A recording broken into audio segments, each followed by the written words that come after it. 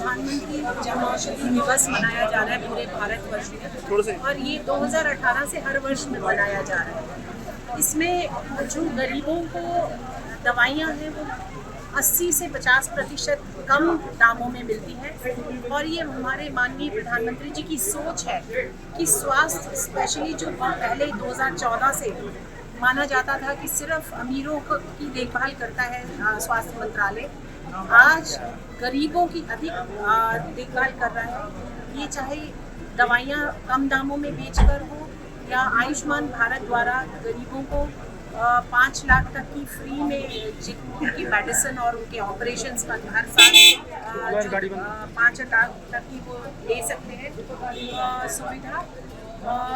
ये एक मुझे लगता है हर नुक्कड़ और हर कॉर्नर में ये आवाज़ जानी चाहिए कि ऐसे केंद्र हैं जहाँ से गरीब लोग कम दामों में मेडिसिन, कम क्या मैं कहती हूँ, बहुत ही कम दामों में मेडिसिन खरीद सकते हैं।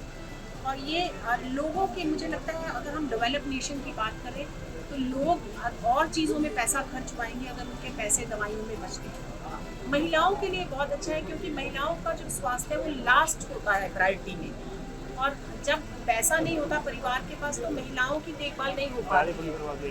लेकिन अगर कम दामों में दवाइयाँ मिलेंगी तो महिलाएं भी स्वस्थ रहेंगी और लोगों का स्वास्थ्य ठीक रहेगा तो देश का स्वास्थ्य भी अच्छा होगा। पंचकुला में जन औषधि केंद्र अस्पताल में खुलने में लगभग 10 साल का वक्त लग गया, जबकि योजना का आए काफी टाइम हो गया था। 2018 में हुई है और 2022 से ये खुला हुआ है। ये बात सही है कि लोगों तक इसकी जानकारी नहीं पहुंची, यही मैं बात कर रही थी।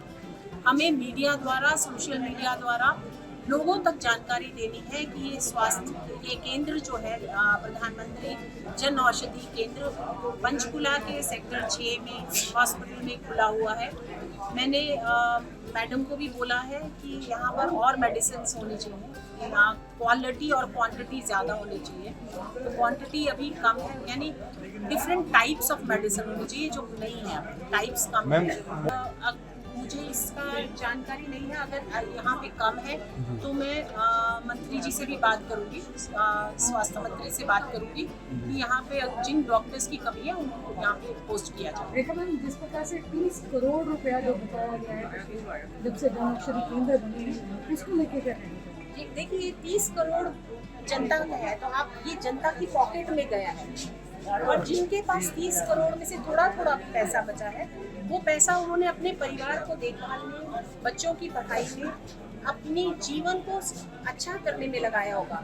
तो हम जब डेवलप नेशन की बात करते हैं तो डेवलप नेशन तभी होगा जब हर आम आदमी की ज़िंदगी अच्छी होगी। तो ये लाइफ को मतलब सेफ, सुरक्षित रखने के लिए ये प्रधानमंत्री जी की अच्छी पहल है कि एक पूरी परियोजना स्टार्ट हुई है जिसमें प्रधानमंत्री भारतीय जन औषधि परियोजना के नाम से ये शुरू हुई है, और इसमें हर जिला अस्पताल में अब एक जन औषधि केंद्र खुद स्वयं जिला अस्पताल का होगा।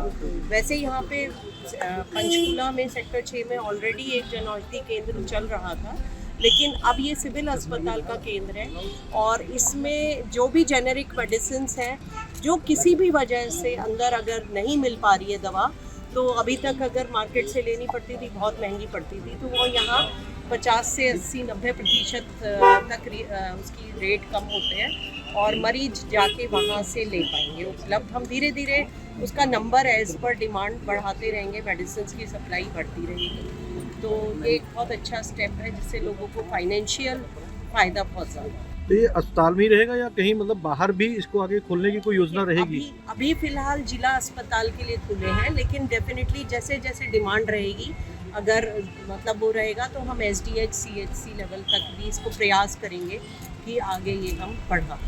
तो मैं ये डिस्पेंसरी के लेवल तक खुल सकते हैं जो डिस्पेंस खुल रहे हैं? देखिए खुलने को तो हर जगह खुल सकते हैं, लेकिन डिमांड सप्लाई का हमेशा एक महत्व होता है। जितनी डिमांड होती है उसी हिसाब से सप्लाई, क्योंकि अगर हम मेडिसिन बहुत ज़्यादा परचेज करके रख लेंगे और कंजम्पशन नहीं होगी तो उसमें भी वो एक्सपायर होंगी, वो भी नुकसान है सरकार का। तो डिमांड सप्लाई के हिसाब से हम इनका नंबर बढ़ाते हैं। मैम, आपके सहयोग से कल मुख्य रूप से महिला रक्तदान शिविर लगाया जा रहा है, इसके बारे में आप क्या कहना चाहेंगे?